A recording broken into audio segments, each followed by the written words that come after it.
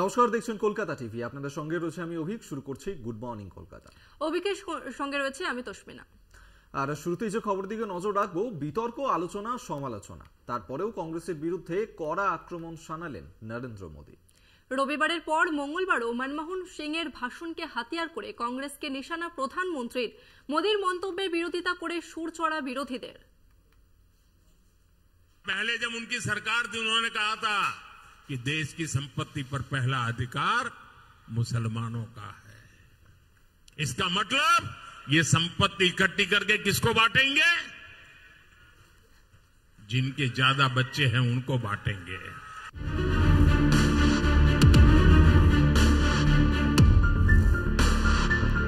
দেশের প্রাক্তন প্রধানমন্ত্রী মনমোহন সিং এর বক্তব্যকে হাতিয়ার করে মোদীর আক্রমণ। প্রধানমন্ত্রীর মন্তব্যে দেশ জুড়ে বিতর্কের ঝড়, তুঙ্গে চর্চা। বিরোধীদের বক্তব্য, প্রধানমন্ত্রী ভোট কুড়াতে ঘৃণা ভাষণকে আশ্রয় করেছেন, যদিও তারপরেও পিছু হটছেন না প্রধানমন্ত্রী। एससी एसटी को और ओबीसी को मिला हुआ अधिकार छीन करके वोट बैंक की राजनीति के लिए औरों को देने का खेल किया। कांग्रेस ने इतने प्रयास ये जानते बुझते किए कि ये सब संविधान की मूल भावना के खिलाफ था। বিতর্কের সূত্রপাত রবিবার রাজস্থানের একটি জনসভা। মোদীর আক্রমণের নিশানায় প্রাক্তন প্রধানমন্ত্রী মনমোহন সিং। দেশের সম্পত্তির উপর সংখ্যালঘু মুসলিমদের অধিকার সবার আগে। সত্যি কি এ ধরনের কোনো মন্তব্য করেছিলেন তৎকালীন প্রধানমন্ত্রী? Our collective priorities are clear. The component plans for scheduled castes and scheduled tribes will need to be revitalized. We will have to devise innovative plans to ensure that minorities, particularly the Muslim minority, are empowered to share equitably in the fruits of development. They must have the first claim. শুধু তাই নয়, কংগ্রেসের নির্বাচনী ইস্তেহারকেও নিশানা করেন মোদী। প্রধানমন্ত্রীর গলায় কংগ্রেসের বিরুদ্ধে তুষ্টিকরণের রাজনীতির অভিযোগ। मुस्लिमों का देश के संसाधनों पर पहला हक है, ये मनमोहन जी का बयान है। कांग्रेस पार्टी की सोच हमेशा से तुष्टीकरण की रही है, वोट बैंक की राजनीति की रही है। I am telling you, Honorable Prime Minister should know that he has taken a oath on the Constitution that every section will be taken oath. He is the head of the country, and all people in this country are equal. You can't differentiate anyone. It is sending bad message across the country and the world.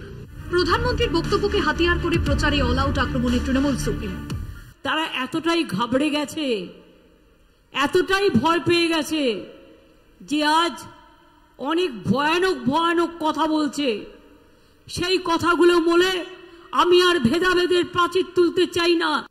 Indian Prime Minister Narendra Modi has been accused of making Islamophobic comments during an election rally. মোদীর মন্তব্যের জল গড়িয়েছে আন্তর্জাতিক দুনিয়ায়। আন্তর্জাতিক সংবাদ মাধ্যমগুলিতেও ফলাও করে headline. শুরু হয়েছে জোর চর্চা। কলকাতা টিভি। আদালতের রায়ে এক ধাক্কায় চাকরিহারা 26,000 শিক্ষাকর্মী, যা নিয়ে নির্বাচনের আবহে সরগরম রাজ্য রাজনীতি। মুখ্যমন্ত্রী নিশানায় বিরোধী দলনেতা। পুরুলিয়ায় কে চাকরি দিয়েছিল নাম না করে শুভেন্দু অধিকারীকে তোপ মমতার। যারা দিয়েছে টাকা তারা ভয়ে মুখ খোলে না। সবচেয়ে বড় কুকর্মটা করেছে যে কার নাম বড় গদ্দার। দ্বিতীয় দফা ভোটের আগে কোর্টের নজিরবিহীন রায়। এক দফায় চাকরিহারা 26,000 শিক্ষাকর্মী, জানিয়ে অস্বস্তিতে রাজ্যের শাসক দল তৃণমূল কংগ্রেস। আদালতের রায়ের বিরোধিতা করে সুপ্রিম কোর্টে মামলা করতে চলেছে স্কুল সার্ভিস কমিশন। শীর্ষ আদালতে যাওয়ার কথা ভাবছে চাকরিহারারাও। ভোটের মধ্যেই অভূতপূর্ব সংকটের জন্য নাম না করে বিরোধী দলনেতা শুভেন্দু অধিকারীকে নিশানা করেছেন মুখ্যমন্ত্রী মমতা বন্দ্যোপাধ্যায়। সেদিন পুরুলিয়ার চাকরি কে বিক্রি করে দিয়েছিল? যদি আমি নামটা বলি, নামটা আমি বলবো না, আপনারা খুঁজে নিন, আমার ইশারাই কাফি। দিশাহারা যোগ্যরাও। আদালতের রায় বেতন বন্ধ, অনিশ্চিত ভবিষ্যৎ। সিবিআই অনেক আগে লিস্ট ধরিয়ে দিয়েছিল, তাহলে সেই লিস্টগুলো তাদের হাতে অলরেডি আছে। তারপরেও এরকম একটা সমগ্র প্যানেলকে বাতিল করে সমগ্র মানুষকে একটা রাস্তায় ঠেলে দেওয়া, এটা কোনোভাবেই আমরা মেনে নিতে পারছি না। আমরা যারা কোনো জালিয়াতি নেই, যারা আমরা ফ্রেশলি রিক্রুটেড, তাদের কি হবে? আজকে নিজেদের চাকরিটা বাঁচাতে এখানে ছুটে এসেছি, প্রত্যেকে আমরা যোগ্য হিসাবেই এখানে এসেছি। এক ধাক্কায় 26,000 চাকরি বাতিল, আশঙ্কা সংকট তৈরি হতে পারে শিক্ষা ব্যবস্থাতেও। কিভাবে চলবে পঠন পাঠন, উঠছে প্রশ্ন। যারা স্কুলে পড়ে কোথায় যাবে? স্কুলগুলোতে মাস্টার কোথা থেকে আসবে? স্কুলে বাচ্চারা গিয়ে বসে থাকবে, ওখানে বিজেপির লোকেরা গিয়ে পড়াবে না আরএসএস পড়াবে? এই শিক্ষা দুর্নীতির মামলাতেই একসময় মুশিয়া হয়ে ওঠেন পদত্যাগী বিচারপতি অভিজিৎ গঙ্গোপাধ্যায়। যদিও ভোটের মুখে বিচারপতির আসন ছেড়ে পদ্ম শিবিরে যোগ দেন তিনি, যা নিয়েও কম বিতর্ক হয়নি। এবার জিজ্ঞেস করুন মোদী বাবুকে, আপনি তো ভোট চাইছেন। বিজেপিকে জিজ্ঞেস করুন, আপনারা ভোট চাইছেন। কত লোককে চাকরি দিয়েছেন? 2 কোটি বেকারকে চাকরি দেবেন বলেছিলেন, একটা লোককে চাকরি দেননি, একটা লোককে নয়। আজকে ভারতবর্ষে বেকারের সংখ্যা সবচেয়ে বেশি। আর আমরা বাংলায় যখন চাকরি দিই, আপনারা কোর্টকে দিয়ে চাকরিগুলো খেয়ে নেন। আমার হাতে ক্ষমতা থাকলে তো আমি ধরে ধরে ল্যাম্পপোস্টে ঝুলিয়ে দিতাম। মমতা ব্যানার্জি এবং মমতা ব্যানার্জির ভাইপো ব্যানার্জি কোমরে জড়িয়ে দিয়ে প্রকাশ্য রাস্তায় নিয়ে আসুন। তাদের ব্যক্তিগত সম্পত্তি থাকে, তাদের কোটি কোটি টাকা, কোটি কোটি ডলারের সম্পত্তি তারা পশ্চিমবঙ্গ থেকে শোষণ করেছে। তাদের ব্যক্তিগত সম্পত্তি থেকে এই টাকা আদায় করুন এবং করে যেখানে ফেরত দেবো সেখানে ফেরত দিন। এই পরিস্থিতিতে আন্দোলনে নেমেছেন চাকরিহারারা। বিচারের আশায় ধর্নায় কলকাতা, শিলিগুড়ি, রায়গঞ্জের চাকরিহারারা। কলকাতা টিভি। অভিষেককে খুনের পরিকল্পনার দাবি মমতার। অভিষেকের সঙ্গে দেখা করতে চায়, দেখা করলে গুলি করত। বীরভূমে তৃণমূল প্রার্থী শতাব্দী রায়ের সমর্থনে দাঁড়িয়ে প্রচার সভায় বিস্ফোরক দাবি করলেন মুখ্যমন্ত্রী মমতা বন্দ্যোপাধ্যায়। কারণ নাম না করে মুখ্যমন্ত্রী বলেন, নির্বাচন চলাকালীন বিজেপির এক গদ্দার বলল বোমা ফাটালাম। আরে বোমা ফাটানোর হলে মমতা বন্দ্যোপাধ্যায়ের উপর রাগ হলে বোমা মেরে দে। অভিষেককেও তো খুন করতে গিয়েছিলে, ধরে ফেলেছি আমরা। কিভাবে করেছিলে? বিস্ফোরক দাবি মুখ্যমন্ত্রীর।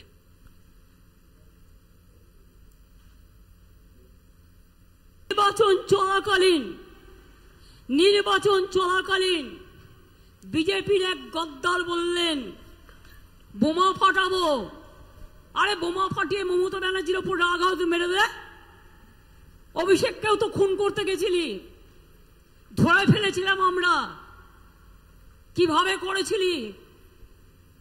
তার বাড়ি পর্যন্ত রেকি করেছে, ফেস টাইমে ফোন করেছে, आपका साथ बात करने चाहती हूं বলে সময় দিলেই গুলি করে দিয়ে পালিয়ে যেত। এরা চায় যারা ওদের বিরুদ্ধে কথা বলে তাদের মেরে দাও, তাদের জেলে ভরে দাও, তাদের পৃথিবী থেকে সরিয়ে দাও। গুড মর্নিং কলকাতায় এখন সময় একটা ছোট্ট বিরতি। ফিরছি বিরতির পর, সঙ্গে থাকুন। ফিরে এলাম বিরতির পর। দ্বিতীয় দফার ভোটের আগে ফের বাংলায় স্বরাষ্ট্রমন্ত্রী অমিত শাহ। দক্ষিণ মালদায় শাহের রোড শো সভা থেকে শিক্ষা দুর্নীতি নিয়ে মমতাকে তোপ। পাল্টা বীরভূমে প্রচার সভা থেকে সিএএ নিয়ে সুর চড়ান তৃণমূল সুপ্রিমো। চরমে সিএএ সংঘাত।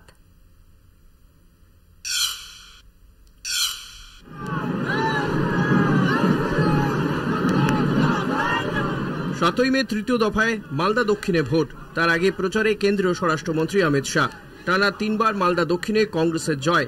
এবার বিজেপির তাস শ্রীরূপা মিত্র চৌধুরী।